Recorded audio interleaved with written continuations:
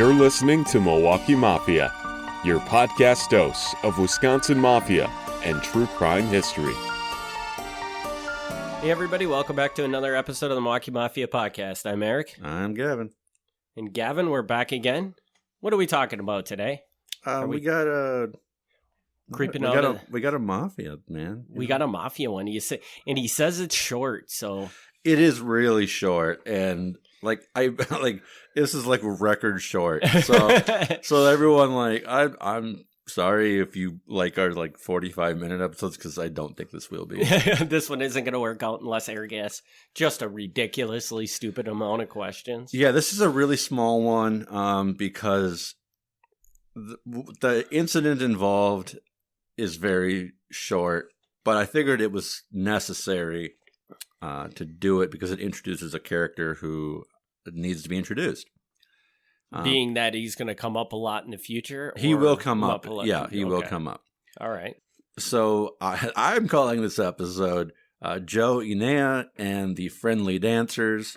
And as always, we did this on the Patreon recently.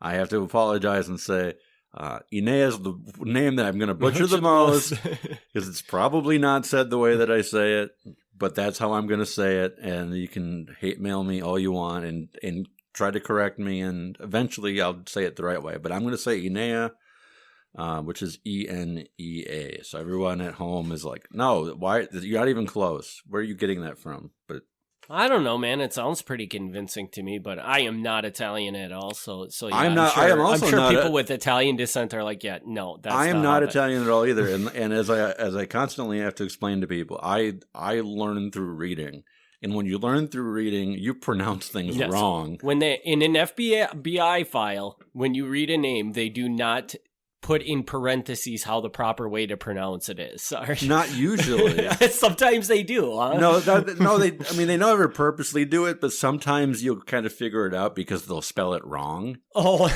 because they'll spell it the way they think it should be spelled, and then you get a better idea of how it would sound.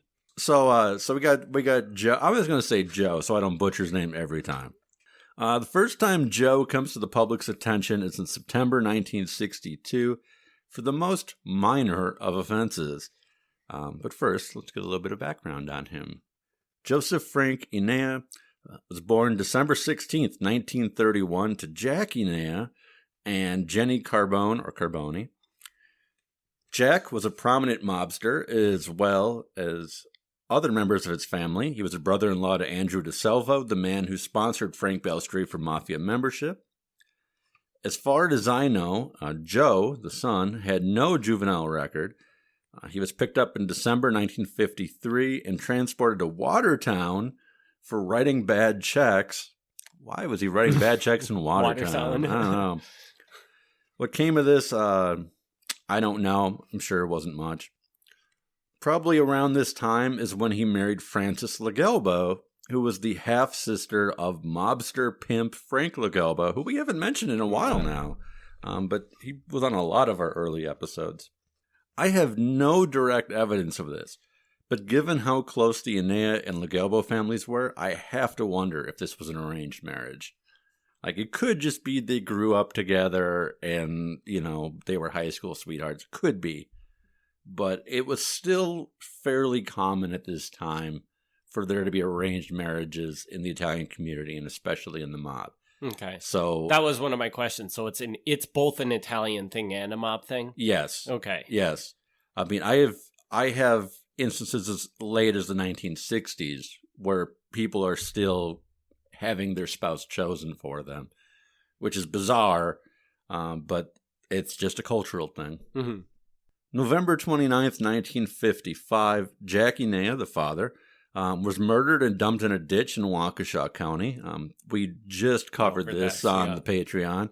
And also, if you want to, you can pick up my book, Milwaukee Mafia, Mobsters in the Heartland, where I devote an entire chapter to this murder. So that's fun. He's getting better at the self-promotion. Good job, Gavin. Yeah. Jack, at the time of his death, was 47. Joe, the son, was 23 years old. And Joe, not to give it away, we won't get there in this episode, but Joe is only going to make it to 44. Ooh. So he's not even going to live as long as his father. We do likely know who killed Jack, and for that, buy the book. But the crime is officially unsolved. Joe was arrested in September 1957 for battery and fined $50. He had been tending bar at the Melody Room in the Roosevelt Hotel and got into a scuffle with a man named John Lone. John Lone isn't anybody, just some bar patron. Mm-hmm. This is the first that we know of Joe associating with Frank Balistrieri, because Frank is the owner of the Melody Room. Frank was also a friend of the murdered Jack Enea, so it's not surprising at all that he would have grown up knowing him. Mm-hmm. Joe, through an attorney, filed for bankruptcy in September 1961. He claimed that he received $100 per week working at Gallagher's, another Balistrieri place, and he owed a real estate company $580. He owed $975 in tavern rent. He owed Harry Gromacki of H&G Amusement $1,590 for a loan that he received. Harry Gromacki would later be murdered. We'll cover that one eventually as well. Was he kind of like a loan shark type deal? He is not. He was involved in like jukeboxes. Okay. Why was he giving him just kind of like an outside business investment? Is that? I don't know what the loan was for. Okay. And he received another loan from somebody who was a loan shark, Harry Kaminsky, who we've talked about a few times. He was involved with like the gay bar scene and things like that. Yep. He owed $1,800 to him. So that really wasn't a loan shark situation. He got it legitimately, but Kaminsky's got a bad record. So his total debts were given as $8,200, while his assets were nothing more than the clothes on his back and some household goods. $8,000 doesn't sound like a ridiculous amount, but in 1961, like that could make or break you. Right. I mean, he doesn't get in like any major trouble for this, but this is just to give you an idea that Joe is not riding high here. Yep. But from what we know right now, he pretty much doesn't have any ties. Seems like he doesn't have ties to the mafia at all. It's pretty loose. I mean, his father was deep into it, and he's a bartender for Frank Balistrieri, so he's definitely in that world. Mm-hmm. But he's, as far as we know, not out there committing mob crimes. So Joe was interviewed at his home in December 1961 by the FBI. He said he was a bartender at Gallagher's and had previously attended bar at Henry's, which is another mob-connected bar. Joe claimed to know nothing about Frank Balistrieri, saying he was only a bartender and paid no attention to other people's business. As far as he was concerned, Balistrieri had done nothing wrong, and law enforcement was always just picking on him. He had heard rumors that Balistrieri ordered the death of his father, but he had also heard rumors that others ordered the murder and did not think Balistrieri was behind it. I also personally do not think that he was behind it. Okay. Joe did say that business at Gallagher's was slow, and he was considering getting another job because he could not support his wife and kids. September 1962. Here's the incident that sparks this episode. It is very dumb. Very dumb, huh? It is very dumb. September 1962. Frank Balistrieri and Joe Enea were charged with allowing female employees to sit with a male patron at the Downtowner bar. Also charged were the two dancers, Patricia Bogg and Shirley Amber. And given their ages, Patricia and Shirley could still be alive. So, I'd love to hear their stories as well. Yeah, that would be awesome to.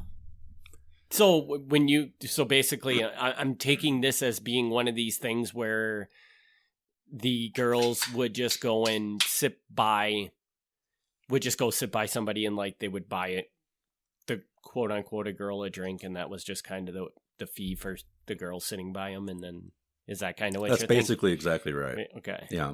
Police Sergeant Jerome Jagman had stopped in around 1 a.m. when he saw the dancers sitting with a 52-year-old Milwaukee man and a 35-year-old Rockford salesman. The Rockford man admitted to buying Bogg a peppermint schnapps after watching her dance. Like, that's seriously it. That's the crime, is that the dancers sat down next to people in the bar. What are they charged with? Prostitution? No. There's no prostitution, and they're not even suggesting that. Yeah, so what law, like, prevents you from being able to sit down next to somebody in a bar? That's just the city ordinance. You couldn't do it. There were a lot of really weird city ordinances that, I mean, one time, I don't think we mentioned, in fact, I'm fairly confident we didn't mention this. One time, like, Frank Belstri got fined because he didn't have his blinds open on his windows, like, correctly. In his house or, like, in a bar? In the bar. In the bar, really? In the bar. And I'm like, why do you have to have your blinds open? Like, why is that a law? But he got fined for it. Like, they had some really weird bar laws. Part of you always got to wonder if they just were passing some of these dumb laws as ways to be able to do things to bar owners and things like that, get them in trouble for things, like give them a little flexibility. Like if they didn't like what a bar owner was doing, they could go in and, charge them with something stupid to, Yeah, like, I don't get it. Like, if the crime was the dancers are soliciting the customers for something more than dancing, like, okay, I get that. But that's not the crime, and that's not even what they're suggesting was happening here. Like, they're literally just saying the show was over and the dancers sat down. Mm-hmm. Like, that's it. Yeah. So it's such a bizarre thing. Attorney James Shello, who at this point is the junior partner to Dominic Finzi, said, "This is a personal vendetta on the part of the police department to destroy Frank Belstri's reputation. This whole thing is tantamount to a frame." Belstri expressed similar sentiments to the city attorney, saying, "You were told to issue warrants. You're being part of a frame. You're not the honorable man I thought you were." The cases were scheduled for October 8th, but were not actually heard until the following spring. So this case dragged on for months. Frank filed a motion with the court to get the trial moved out of the county, fearing that he would get bad publicity if it was held in Milwaukee. The judge in the case denied it. The judge is Judge Chris Seraphim, who, again, might recall from the gay bar episodes, because it's the guy who really dislikes the gay bars. Mm-hmm. Finally, it comes to trial in April 1963. So let's see, that's September to April. That's like 7 months. 7 months to go to trial for this stupid thing. And Frank is acquitted by a jury of allowing female dancers to sit by male patrons at the Downtowner. Also acquitted, of course, is Joe and the two dancers. At this point, the FBI alleges, and I have nothing to back this up, that Judge Seraphim tipped the case in Belstri's favor by not granting the prosecution time to get a witness from Illinois.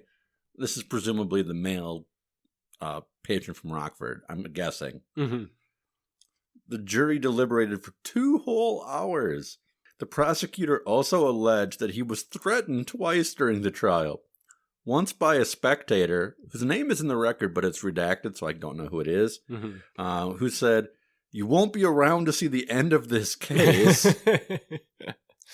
And once from the attorney, the defense attorney, who said, "There are a lot of dead doctors and a lot of dead lawyers. And you don't want to be one of them?" Yeah, he just kind of doesn't finish that sentence.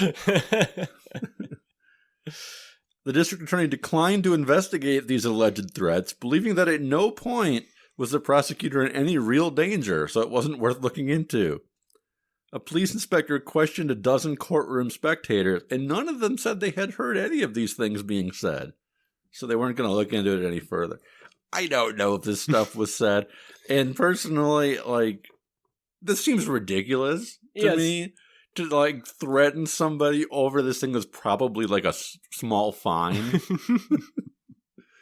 But, like, this is the big thing here. It's like, they're alleging threats are going on in the court. They're alleging the judge And Judge Seraphim, although he was really hard on the gay bars, like he did have some corruptness in him. Mm-hmm. So it wouldn't be out of the question for him to do it.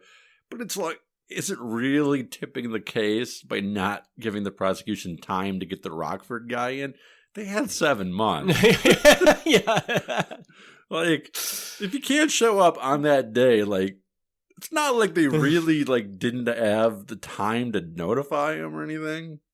So, yeah, so this whole thing comes to nothing. It gets dropped. And the trial, like, I don't even know that any of these things are claimed are true. But they walk free of it. And soon after this, Joe Enea leaves Frank Balistri's employment and opens up his own place called Joe's Spaghetti House, along with Walter Brokaw, who was another Frank Balistri employee. But Joe's Spaghetti House is a whole other story. But yes, like I said, this episode's super short, but it's basically, I'm using this really, really dumb trial to introduce Joe into the... And so now is Joe going to become, in future episodes, will Joe become blatantly, obviously, very much in the depths of the mafia? Or does he kind of always skirt on the outsides like this, where he knows the people he's hanging out with them, but he's never really involved in anything big? Somewhere between the two. Somewhere, okay. So Joe does actually become a member of the mafia. He does the whole ceremony thing and he becomes a member. But I have no evidence of him ever doing anything major. No murders, no giant, burglaries. Almost like he's more on the business side of the mafia than the violent side of the mafia. So, like, he gets in, but he's very low-key guy.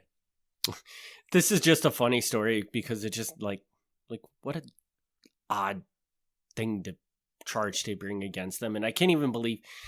Based on the sounds of it, like I feel like we're missing something in what you have here, because based on what they charged him with, I'm surprised it ever got to court, that they just didn't look at it and throw it out. But I guess that's said, the law. Yeah, I suppose you said that this is a statute in Milwaukee that you can't have girls sitting next to guys. Yeah, I mean, it's not it's a stupid thing to get charged with, but it is actually how the law was written. So it's not like they made up a law to charge them with. Like, it's on the books. I don't know. I'm guessing it's probably not on the books anymore, but... And it's also interesting to me because, so what we kind of described there, where they sell a drink and the girl just hangs out with the guy, that's something you see overseas all the time. That's why I could like envision what was happening, is because I've seen it before. But you don't see that in the US. So I wonder if there is still laws in place throughout the United States that just prevent you from being able to run that kind of business. I don't know. Like, I don't really see it so much in Milwaukee, but there's in Chicago, like, history, you see what's called B girls. Mm-hmm. And I don't know what the B stands for, but it's this really stupid scam where the girls in the bar go up to guys and they ask to get a drink bought for them. Yes. And then the bartender is in on it. So the bartender gives her like a ginger ale or something. Right. So the guy's paying like premium liquor prices for a ginger ale. So the bar's making money because this guy's like, ooh, I'm going to buy nice drinks for this pretty girl. Mm-hmm. But that's the extent of that scam. Like, I don't know where it goes. Like, again, it's not a prostitution thing. It's just a way for the bar to sell drinks that they're not really selling. Yeah. And the biggest thing I could see with it is that it could be like a step towards prostitution. Mm-hmm. Because these girls start hanging out with the guys. That's clearly what the guys think are happening. In the drinking, but it could also go that way where eventually the girls are like, well, for such and such more, we could do more or whatever. Yeah. So, and maybe that's why they have laws against it, but it seems when you talk about it, it seems moronic. You can't go in and buy a drink. Yeah. It's just, it doesn't make sense, but yeah. And you're right. Like maybe like if I saw the actual like charges, mm-hmm. maybe somewhere in there, the guy's like, ooh, I'm going to buy our peppermint schnapps and we'll see where this goes. Maybe something like that. But that isn't like the law. The law isn't anything about that. The law is just the sitting down. Yeah. Like, so it's so dumb. Yeah, I would almost think that it would be really fascinating to research this law to see what made people pass this law. Because you got to think that when they pass a law, I have the philosophy that governments are extremely lazy. So they don't pass a law because for no reason. Yeah. You know, they had a reason for it. I just would really love to understand what that reason was in this situation. It's a good question. I mean, if I were to take a guess, I'm thinking this might just be one of those like weird moral laws where they're like, oh, it's a bar, so there's drinking. We don't want men and women sitting next to each other if they're not already together. Mm-hmm. It might be something really dumb like that. I don't know. But I mean, keep in mind, for a very, very long time, women weren't allowed in bars at all. Yeah. So. And that could be the number one thing for it is that whenever you're not allowed to do something and they start letting you do it, they baby step it. Yeah. You know, they always put a ton of restrictions on you when you first do it. And then eventually it just becomes, a normal thing that nobody cares about. Yeah. So that's probably actually a very good It's a good point. question, though. Like, it would be curious to see what the actual, like, who passed this law? And for what rationality did they pass Yeah, it? because some of the bar ordinances are really, really dumb. So, all right, well, that's everybody's little Meet Joe Enea, or however we should be saying his name. Yeah, like I said, this was a thing that came up, and originally I thought about making it a Patreon episode because it's so dumb and pointless. But I was like, no, I can't do it because this is a character that I can't bury behind the paywall because people are going to want to know who this guy is. Yeah, so because his name is definitely going to come up, and he's probably going to play a significant role in some stories, or at least a significant enough role that, to just have his name pop up, it wouldn't make sense. So right, yeah. So cool. All right. Well, with that, we can wrap this episode up. As always, we do have a Patreon. Check that out at patreon.com/Milwaukee Mafia, or just jump over to MilwaukeeMafia.com and you can find a link on the page to get to it from there. And Gavin, where can people reach out to you at? They can email MilwaukeeMafia@gmail.com. They can check out MilwaukeeMafia.com or GavinSchmitt.com. I've just recently done some big dumps on the website. As people, longtime listeners probably know, other people don't know and will be shocked to hear, I don't have internet at my house. And he's so, a podcaster without any internet. Yeah, so I don't update the websites as much as I should. But I recently went and I put, like, I really cleared off my hard drive and dumped it all on there. So the websites are more updated now than they've been in a long time. So definitely check them out. Yeah, so if you haven't been over there in a while, check out, because it seems like lots and lots of new content to look through. And what is that, like, mostly like FBI files, or just mostly notes that you've put It's together? primarily podcast notes, but if people want to, like, search through the stuff that we talk about on here and get, like, the full version, like, I'm pretty thorough on these episodes, but I'm still skimming a little bit. So if people want a more thorough story, or they want to, like, cross-reference it with other stories they told in the past that they've forgotten about, the search feature on Milwaukee Mafia, on both of them, but on MilwaukeeMafia.com, is fantastic. I mean, you start typing in a word and the drop box comes down with everything that word appears in. So if you're looking up a specific name, it'll show you every episode that name appeared in. It's a really, really darn good website. So whoever made that website, you did a great job. Good job. It wasn't me. So it wasn't me either. So, all right, with that, we'll wrap this one up. And also, you should jump over to that Milwaukee Mafia and check out Gavin's books, because there are a lot of books. Gavin writes books on a pretty diverse selection of topics, I would say. Yeah, that's fair. And so you might find something on there that, we don't talk about it a lot on this podcast, but might be of interest to you. So definitely check that out as well. Yeah, if you want to do that, I mean, that's cool. Gavin doesn't care, but if you want to do it. I like when the royalty checks come in, but I don't push it.